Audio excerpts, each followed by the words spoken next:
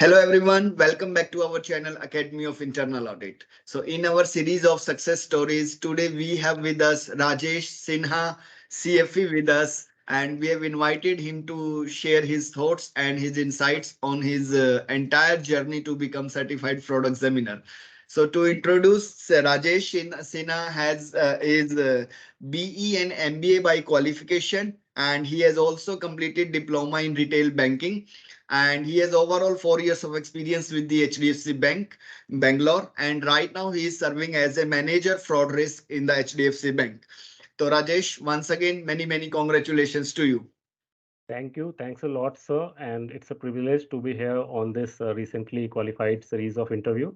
I will try my level best to share my experiences with the aspirants of CFE, and I hope that my words will help them in their journey. Yeah, lovely. Thank you so much, Rajesh. So Rajesh, first of all, I just want to understand you are BE by qualification. What made you to pursue CFE course?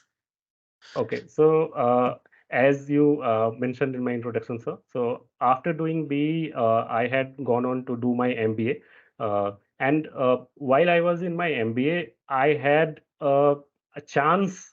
By chance, I stumbled upon some blogs wherein some qualified fraud examiners had mentioned about some cases.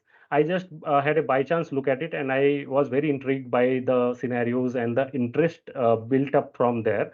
And right from that time, I started looking for some certifications in it. I did some smaller certifications from online portals like Coursera EDX. And coincidentally, based on my interest and the qualifications in certifications that I had done, I was picked up by HDFC Bank from campus for the role of fraud risk manager itself. Initially, I was a management trainee, and later on absorbed as manager. So this is how my journey started. And right from the beginning, I was aware of the qualification of CFE, CFCS, CAMS, etc. And I knew that CFE is the most valuable and rigorous one out of this. And this is the most widely accepted in industry as well. So I had it in my mind that I will do it. But due to one reason or the other, I could not do earlier. And ultimately, I finished recently. Lovely. Very nice, Rajesh. So this was really a very nice journey that you earlier started you with the engineering background and then Yes. you changed your entire portfolio. Correct. So Rajesh, as you are into the banking industry, so what do you think that it is, how it is, how the demand of CFE in the banking industry, according to you? I think in banking, the fraud investigation departments are the need of the hour. Even government PSU banks are also establishing their own departments for management of fraud risk. The frauds, be it on smaller scale for smaller loan frauds or large scale syndicate frauds, they are increasing in number day by day. And there is a need for qualified fraud examiners. The basic level checks of screening, sampling, or going through the document verification of a loan application can be done by any person who has some years of experience. But to have that understanding how to interview a suspect, how to handle the evidence, how to create expert testimonials when we have to liaise with law enforcement. Very often I have to liaise with law enforcement, go on to file police complaint or FIRs. There are instances wherein cases go to court also when perpetrators have been identified. So there is a need for people who have the qualification, who have the technical knowledge, and the structured approach is there with them in how a case has to be approached. Otherwise, normal discussions with suspects and checking of documents anyone can do, but only a qualified person can do it in a structured way, which can make sure that the evidence is not lost or tampered, and it is in a form in which litigation, if required, can be taken care of in future.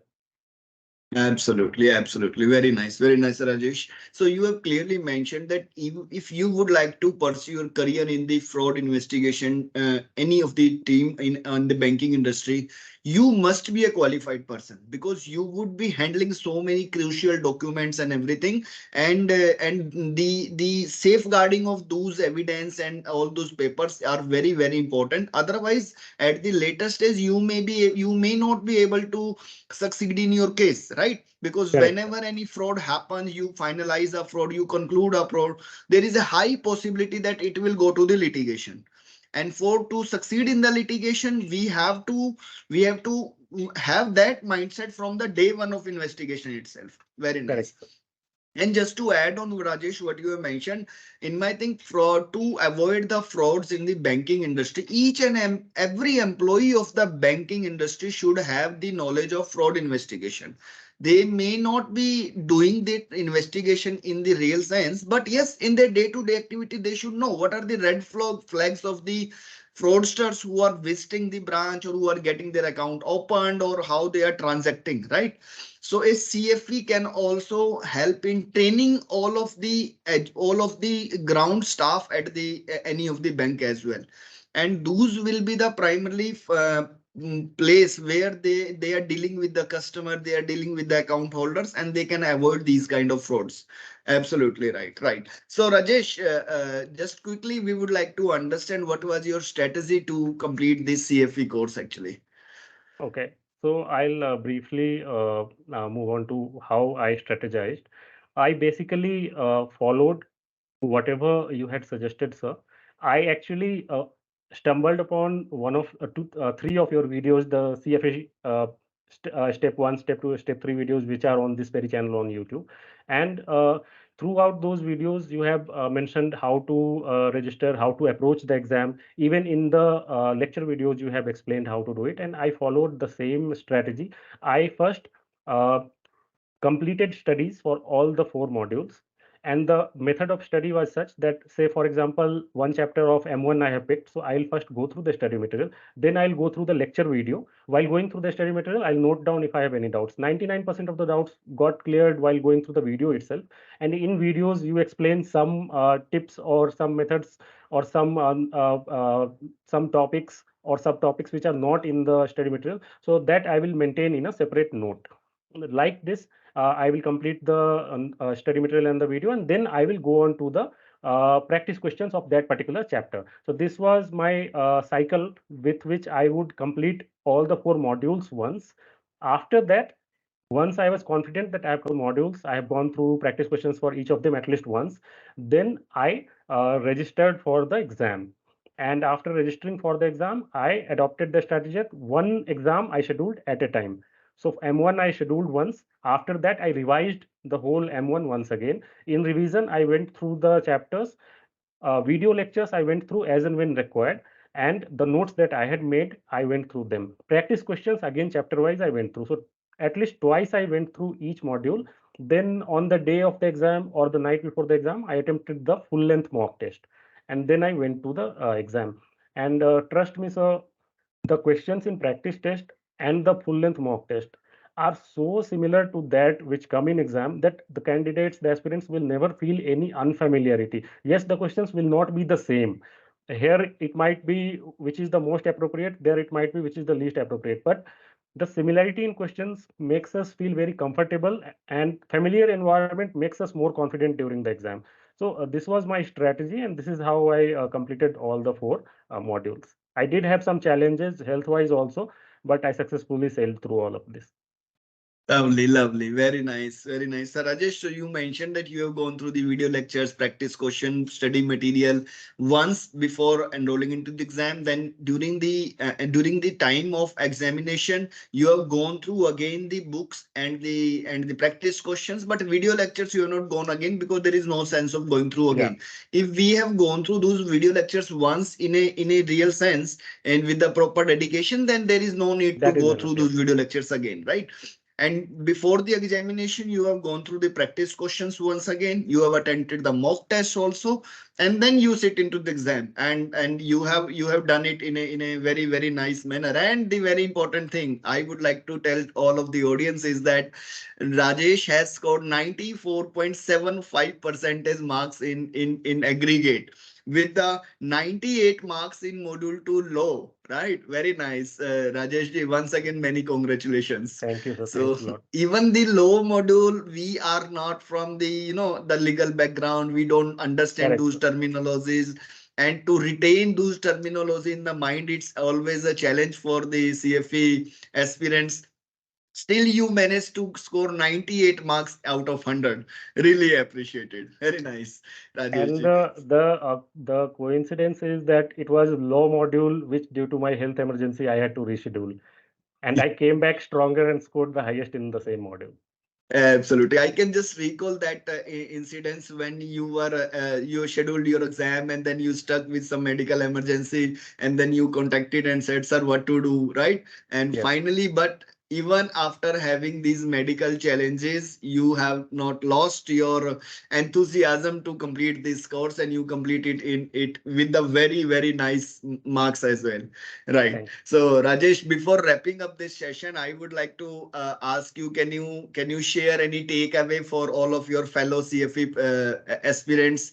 Anything which you would like to share with them, which they should follow, which they should take care, do's and don'ts, kind of any of the suggestions? Yes, Sure, sir. please. So, as far as exam strategy is concerned, I've already explained in the previous question, and I think that is the most simple way to approach for preparation. There is no need to complicate things. Some people, after my result was posted in the group, approached me asking whether, in lack of time, we can just go through the question bank and appear for the exam. But I would say knowing the concept is very important. Simply going through questions will not help you out. So go through the questions, go through the lecture videos, religiously practice the questions that are there in mock and in the chapter wise questions that is present. And these questions will give you the confidence to attempt the questions in exam well. Apart from exam strategy, I think there are certain other aspects which we don't really look at. Even I did not look at. I mean, when sir, you were explaining in your videos how to schedule exam and what to do, what not to do. Even you had mentioned that there can be some medical emergencies, some exigencies, but nobody thinks that this can happen to me. But it happened to me. So, a couple of things here that I have learned from my exam taking experience that I would like to share. One is when I was attempting my first paper itself, M1, in between the exam, my laptop camera got switched off, and they asked me to abandon the exam. And I was really worried because I had already completed 70% of the paper, and I was really worried. And this was the first paper, so I did not know what will happen. Uh, but after abandoning the exam, I tried to re-log in through the ProProctor app, and I completed the entire security checks and everything. And they told me not to worry about, nothing to worry about. Even if your power gets lost or your net goes off, you can re-log in always, and your time gets frozen. And the number of questions that you have attempted, everything will be frozen. It will start from there itself. So there is nothing to worry about. So candidates in future who are attempting might face similar scenarios. So you don't need to worry about. You come out of the app, log in again, and you will start from there itself. Another thing, uh, there is a provision by Prometric wherein say you have scheduled your exam for 10 a.m. but actually you can take that exam up to 1 hour before the slot and up to 1 hour after the slot. So my suggestion is attempt it at the given slot only. But in emergencies, the up to 1 hour after provision can help you out. So if for some reason you get late or some emergency is there, so if the schedule is at 10, even at 11 you can log in. You will not lose any time and you can attempt the exam. And the third thing is regarding my medical emergency. So I will say the first and foremost thing to know is about ACFE is that the chat box is the most powerful feature in the ACFE website. For each and every query, it is the one-stop solution. You might not find specific details on the website, but if you go there, they will be prompt in replying. You put their your queries and they will answer it. So in my case, due to medical emergency, I thought of rescheduling my exam, and only then I got to learn that you actually cannot reschedule your exam if there are less than 3 days left of your exam. You can reschedule it for a fee only if there are at least 3 days left. So I had to cancel it, and I did not know what will happen. But all thanks to Puneet sir, sir told me that you don't need to worry. You put in the chat that so and so has happened to you, and they will consider rescheduling. Initially, they gave me a link to pay the fee and reschedule it, but I remembered Puneet sir's word and I told them that this was a medical emergency. Can there be a waiver? And then they sent my case internally. After 5 days, my link for rescheduling the exam was active without any additional fee. So I think these are some of the tips that you need to know because these things come unforeseen and can come to anyone. Other than that, I think you need to be free from tension. The environment of the exam has to be free from noise. And ideally, if you are taking it from your home, make sure that the power, the net connectivity, and the surrounding is secure. And also make sure that in these summers, if you are attempting the exam, keep a glass of water. They allow you to keep a glass of water or a transparent water bottle on your table when you are attempting the exam. So these are some nitty-gritties I think you can take care of while attempting the exam. As far as strategy and study materials are concerned, I think the materials provided by AIA are to the point, concise, and absolutely bang on. If you go through the study material, it covers each and every topic. It covers the topics in such a way that you will understand itself. The video lecture further is an icing on the cake. If you have some 5% doubt, that will also get cleared there. Even if that still does not clarify, then there are weekend doubt clarification classes. The admin team is super helpful, headed by Nidhi ma'am. So any questions that you put on the WhatsApp to her, she will immediately reply. And Puneet sir, you yourself have been very instrumental in helping candidates out. Even when I had to seek recommendation or when I had to seek help regarding rescheduling. So I think all in all, AIA has been the best decision of my life, enrolling with AIA. And I think it is because of the guidance of Sir and the materials that I could complete it. And I am now a CFE. So I'm indebted to you, and all thanks to you, sir. Right, right. Thank you so much, Rajesh, for your kind words and the takeaway which you have given. I believe that this is definitely will be useful for all of the CFE aspirants, right? And this is really very nice to have a session with you. And it was also privilege for entire Academy of Internal Audit to have the student like you. And we are very happy to have you as the family of AIA as well, right? Thank you so much, Rajesh. Once again, many, many congratulations. And thank you so much for sparing your valuable time for this video and sharing your insights with all of your fellow CFAs, right? Thank you so much, Thank you sir. so much, It Rajesh. was a privilege for me to be here on this meeting series, and I hope my words would guide and help the prospective candidates of CFE. Thank you. Thanks a lot, sir. Definitely, right. Thank you. Bye-bye. Thank you. Bye-bye. Right. Have a great day. Yeah. Thank you.